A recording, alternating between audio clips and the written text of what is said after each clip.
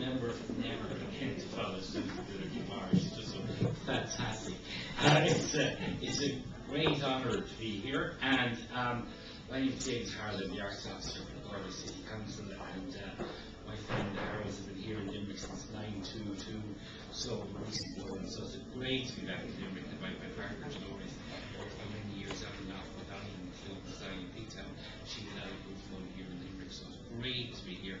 It's also great to be here for Jessie's 25th anniversary of Jessie and then partner Mike founding the festival Grew into Court in Galway. It's called Lashing Out and Laughing Out. We've involved on and off with Sam and myself for a long time. So when Jessie asked me to put in an essay into the book, I was really thrilled. What I was talking about, it wasn't in a very literary way, I was talking about what arts officers and local authorities are here to do. And those of you I know, I'm sure, we know Sheila and Joan and Limerick, we know exactly what arts officers do. Local authorities are there to support artists in all sorts of ways, by funding, by networking, by putting artists in the way of meeting other artists who have gone further down the road towards success. So the piece I wrote for the book really discussed all that and finished up with a little rhapsodic piece about happy memories of various things that happened. Now obviously there's a backstory to most of the things that happened, so I read most of the piece and then I'll tell you the backstory, if that's okay. Right, if you can see it. There is nothing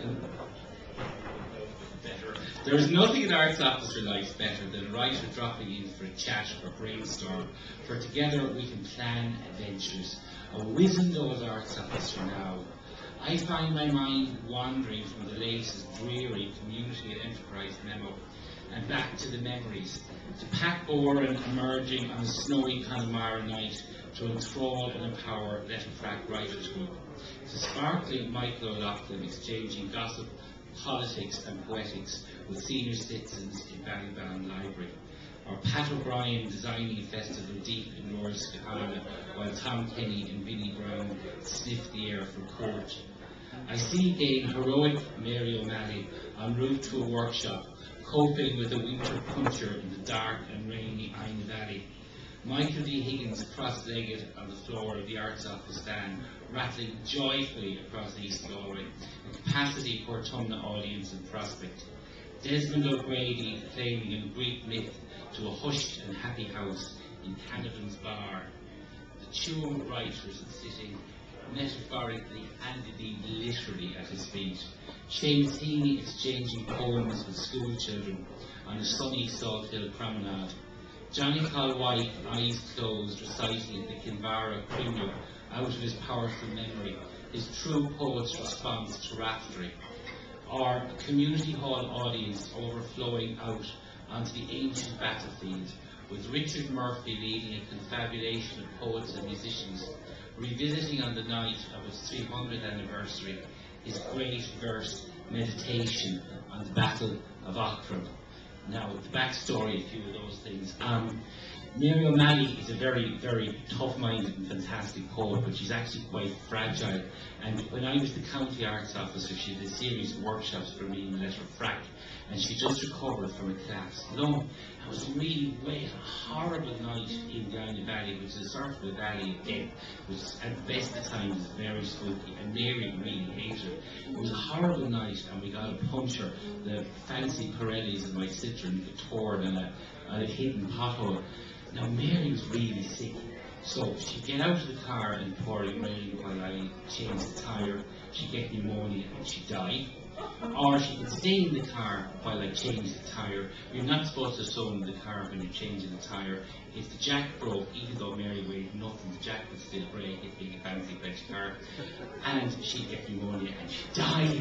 So either way, I was totally screwed. And the rain was pissing down, so anyway, I inched up the jack.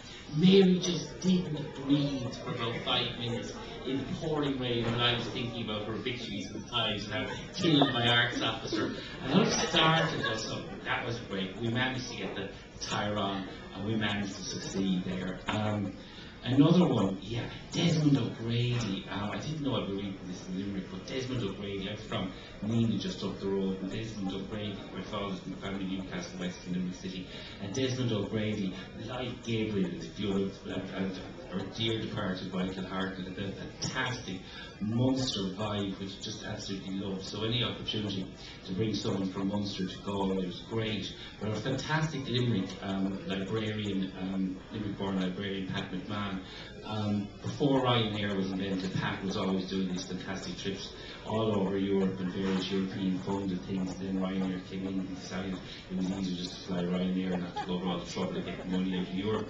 But anyway, in the European project, he brought Desmond O'Grady up to Tuam, and the Tuam librarian really hated my guts. In fact, I hated her as well, because she always wanted to stay home on the bus. So she really didn't trust me. So when Pat asked me to bring Desmond O'Grady, who I'm sure everyone here knows is very grand, very wonderful, and to bring Desmond O'Grady to Tuam, I could sort of hear her popping a few spots in the background over the phone and giving out to me that you will have him there in time, won't you, and all this sort of stuff. So I did get him there. I got him in 11:30 in the morning, just half an hour before his venture in Tuam. And she said to him, she was really like out of stock, annoying characters, and she said, Desmond, would you like a cup of tea? And he looked at her and said, I want a very big drink, where's the pub? And I was a bit of a smirk, I have to say, brought him up, left him in the pub, and I could see her looking at me and thinking, God, who was that again? But I had to go back to Galway to work. But that evening I came back to pick him up, and I was told he was in Canavan's bar. It's a fantastic little pub in Tuam. And he was sitting beside the stove, and there were about 20 or 30 writers from Tuam literally sitting on the floor at his feet, and he was describing all the Greek and Roman myths and how they fitted into his mission of politics. And it was one of those moments that I will never forget and really made life totally worth living. The Seamus Heaney one I mentioned because it was a great day. It was a bit like WB, it's a smiling 70-year-old public man, and it was a great day. We launched a plaque for our Court District Festival a couple of years ago. A poem, it was a representation of the poem Seamus Heaney did about swimmers in Galway back in the 60s. But we did it just right, and all the kids from the school came and met him. But what I was thinking about was a few years before, where he launched a wonderful memorial to the great poet Pádraig Fallon in Athenry, and the Athenry Festival was fantastic, but they didn't get a really great person to video the launch with Seamus Heaney. Was the most poetic and absolutely fantastic, because the guy they got to video it for posterity was a wedding photographer who was used to best man's speeches. So he habitually turned down the volume when the best man was speaking, and guess what? He did that when Seamus Heaney was speaking. So he had the size of Seamus Heaney speaking, but no one was interested in that outshine. So he didn't actually record sound, no. So we thought the next time we'd make sure we do it just right, and that was a great occasion. The other occasion, the backstory